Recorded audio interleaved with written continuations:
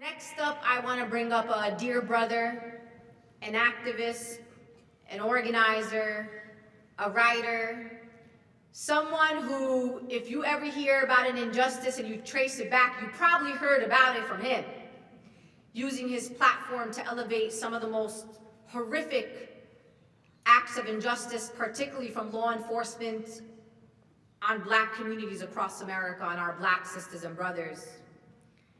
He also wrote a book. He's probably not going to do this, but I will. He wrote a book called Making Change that's going to be coming out next year after my book, so make sure you get it. Making Change by Shon King. So I want you, UMass, to welcome our dear brother to the stage, activist, organizer, and writer, Shon King.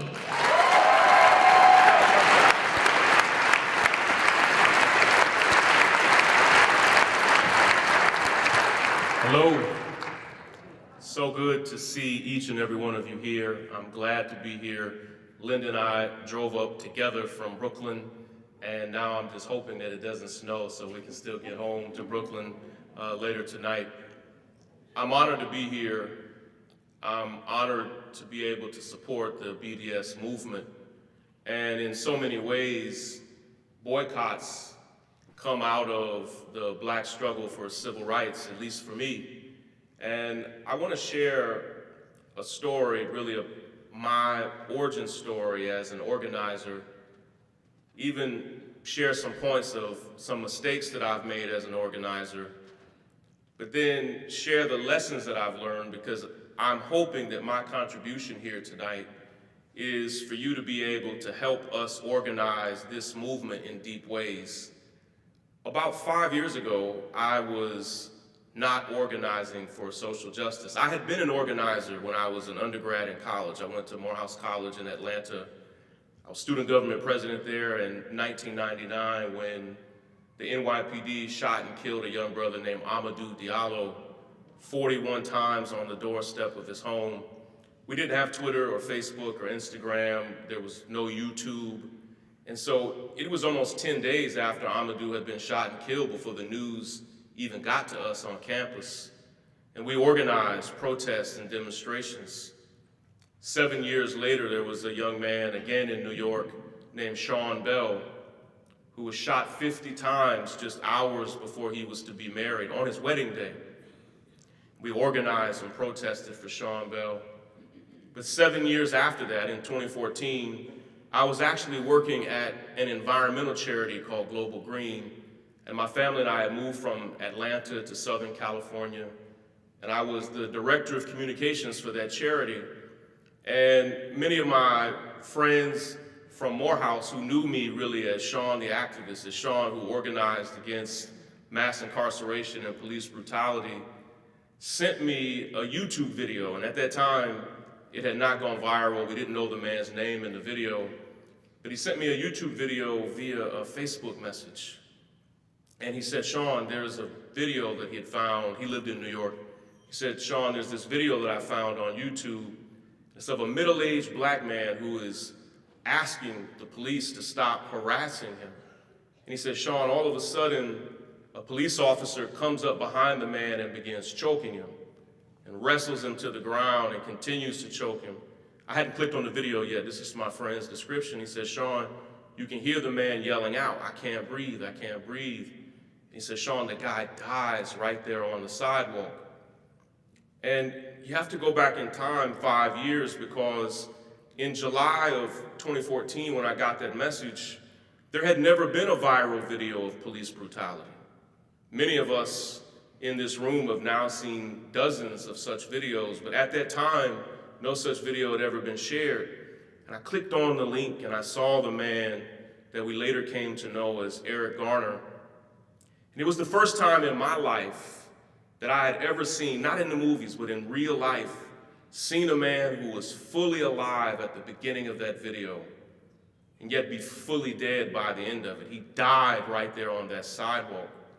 And I watched as officers, the whole video is about 11 minutes long, and people cut it up into 15-second clips. If you've never seen the whole video, officers began poking at him like he was an animal and even thought that he was pretending as if he was asleep. They had killed him. It was literally my last day working at Global Green. That day was the day that I started trying to figure out how I could organize just my friends, just my family, my network, to try to get justice for this man. 3 weeks later, I got a text message about a teenage boy named Mike Brown who was shot and killed on a street in a town called Ferguson outside of St. Louis. And I had the thought in my mind, wow, police are out here killing people every 2 to 3 weeks. The next day we learned that a young man named John Crawford was shot and killed at a Walmart in Ohio. The day after that we learned about a young man named Ezell Ford who was shot and killed by police in Los Angeles, all of them unarmed, nonviolent.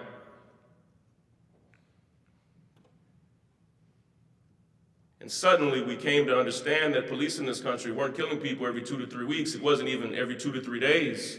The Washington Post and The Guardian built award-winning databases where we finally came to understand that American police were killing people 3 to 4 times a day, every single day, like clockwork, sometimes as many as 10 or 11 times a day.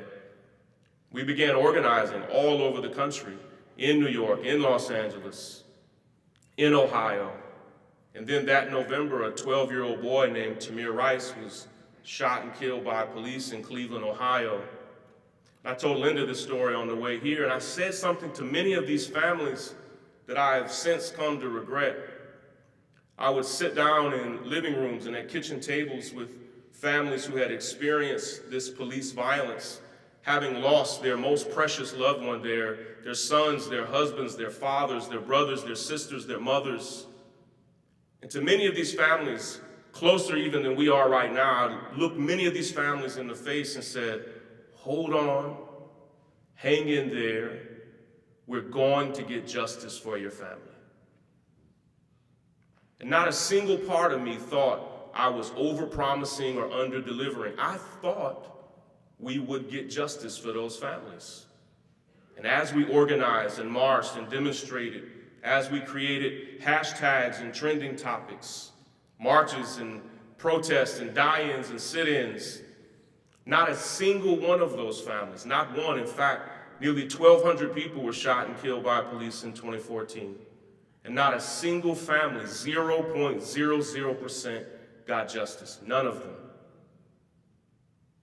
Undeterred, I continued to tell families that same story. Hold on, hang in there, we're going to get justice for your family. I told that to the family of Philando Castile as I watched him shot and killed by police on Facebook Live. And somehow I had convinced myself that his case would be the case, where certainly his family would get justice, but he didn't. I spoke that to the family of Alton Sterling, who was shot and killed in Baton Rouge. I said that to the family of a man named Terrence Crutcher, who was shot and killed in Oklahoma. Until finally I realized that the people in power who had the authority to actually bring these families some semblance of justice, I came to understand that they truly, earnestly did not care what we said. They were not moved by our protests. They were not moved by our marches or demonstrations. It's not that we were wrong to march or demonstrate or protest. Of course we were right to do so. But I came to understand that they were not moved by our hashtags or trending topics or viral videos. They were not moved by the headlines. And so we formed an organization that would ultimately replace the people who made those decisions. Understanding that if we did not organize smarter, that we did not have the type of currency with the people that we needed to be able to move. And so I learned hitting the wall over and over and over again, organizing with protesters and demonstrators all over the country. I traveled to 45 states around the country, meeting and gathering with protesters, state by state, city by city, county by county. And I learned 4 things that we need to do to make change. As I think about us fighting back against injustice around the world, fighting back against civil rights and human rights violations, there are 4 things that we have to do to make change. I want to share those 4 things, and I'll take a seat, and I hope you can duplicate them in your own way. The first thing that you need to make change is deceptive, because we often have it, and it convinces you that you're closer to change than you really are. This room has it right now. The first thing that you need to make change is you need people, and they need to be highly energized. And there's something about getting highly energized people in a room that can convince you that you are much closer to change than you really are. But having highly energized people, it's essential, but it's just the first step. And there are times where I have been in marches and protests and planning meetings and rooms like this and rallies where the energy of the people, it can cause you to think that change is a lot nearer, a lot closer than it really is. That's because you have to have the second thing. You need people, and they need to be highly energized. But you need people, and they need to be deeply organized.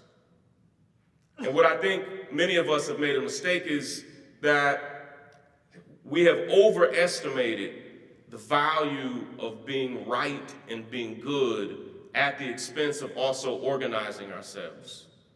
Let me push that a little bit. Have integrity, be right, be on the right side of the issue. But I need us to understand that you can be right and lose over and over and over again. And what it does is it causes many of us who believe strongly that we are on the right side of this issue. Often it causes us to think that we're destined to lose, that we will always lose. But I need us to understand that being right is not enough. It's never enough. Being energized is not enough. Here's evidence of this. In 2018, in the midterm elections, both Beto and Stacey Abrams and Andrew Gillum were each mentioned 300% more than their opponents on Twitter, and lost. They had the people, and the people were highly energized, but tweets are not votes. Angry face emojis are not votes. Your best intentioned Instagram post is not a vote. And I'm not saying don't click the angry face emoji, don't retweet it, don't write a well-intentioned post, but it's not a vote. We are often highly energized, but hardly organized. Right? Now, for many people, the answer is to lower our energy. I'm not saying that. I'm saying to up the quality of our organization. Here are 2 examples of how this group could organize, and I hope you duplicate it. And as I've started to do this, and as the teams that I'm a part of have started to do this, we have found our work to be way more effective. Here are 2 ways that you could organize deeply. The first is, ask yourself, who are the people that you know that could help you on this issue? Let me give you an illustration. I was organizing around a very particular law that we were trying to pass in New York, and the team that I was a part of needed to find somebody who was in a personal relationship with a particular politician. We needed a son or a daughter. We needed somebody that was close to this politician that we could meet with, that could give us a personal introduction to this person. And we searched and could not find it. 2 weeks after the deadline passed and we failed to pass this law, we learned that that politician's godson was on our email list. He just didn't know we were looking for him. Sometimes you have to ask the people in the room, in your group, on your list, who are the 5 people, who are the 10 people that you know that could help us in this? That is to say, build your network deeper. And sometimes there are people in the room who have the relationship that you need. They just didn't know that you needed it. Here's another deeper form of organization. Find the skills of the people in the room. To me, the most underused asset in all of our movements for change are the human resources and skills of the people. But what I find is, as we collect email addresses and phone numbers for people, we often don't actually ask them, what are you good at? What skill do you have? What passion do you have that you could use? I'm a part of a team now that only has about 2 staff members, but we have about 200 highly skilled part-time and full-time volunteers that make our work so much more effective just because we took the time to find the skills in the room. You need energized people. You need organized people. And here's what I see happening across the country, and Linda's right. There's a lot of good news to share about the growth of this movement. Here's what I see happening. You need energized people and organized people. You need sophisticated plans that are as complex as the problem you're trying to solve. What I often find is when you are energized and organized, all of a sudden you begin moving in the right direction. But I have often seen energized, organized people confront a highly complex problem with a plan that you could write on the back of a napkin, and the size and force of that problem overwhelms the simplicity of their plan. I started asking activists and organizers around the country, not in a pandering or condescending way, I started asking them to share with me their plan. And I talk about this in my book. And I started noticing a trend right away as I asked organizers, show me your plan. I want to earnestly see it and understand it. What organizers would often do is repeat to me in beautiful, meticulous, expert-level detail the problem. And they had very subtly confused an expert-level understanding of the problem, which is great and necessary with the plan. And often because we are close to the pain, and many of you in the room feel this problem, it is your problem. When you are close to the problem, you think about it, you consider it. Your people are experiencing it. But understanding the problem is not the plan. And often we go to battle, energized and organized, with plans that will never be able to confront the problem we're up against. And I need every one of us in the room to check ourselves and ask ourselves, is our plan as sophisticated as the problem we're trying to solve?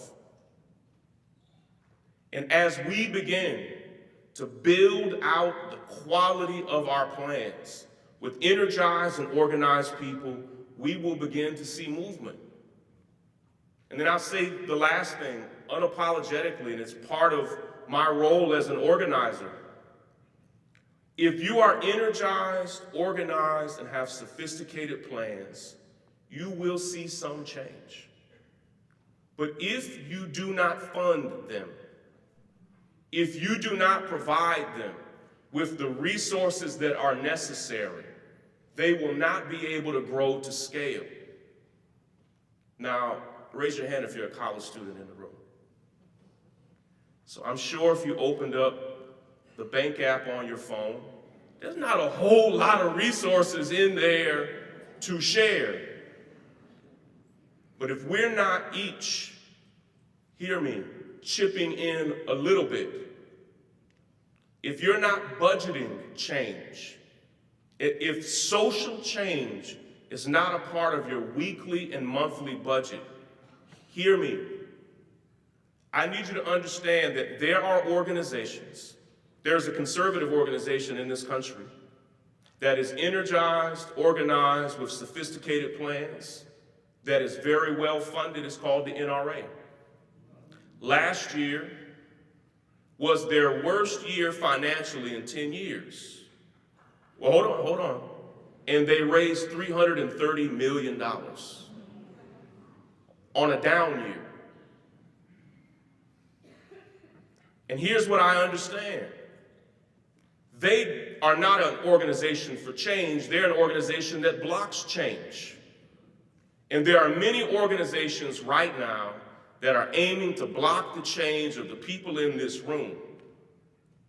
They don't have the energy we have. They may not even have the organization we have, but their plans are often more complex, and here's where they often win. They often outfund our work, sometimes 10 to 1, 20 to 1. And I need us to understand that as we invest our energy and resources into organizing the movement to boycott, to divest, to force sanctions upon people who have human rights violations, it will amplify their effectiveness. Do you understand what I'm saying? You need to be energized, organized, with sophisticated plans, and we have to find ways to fund them. Thank you so much.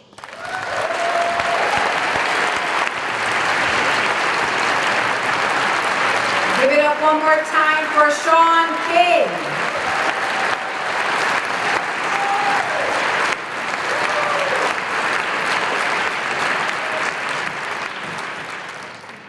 As you probably saw, as a very seasoned organizer, I was taking notes too.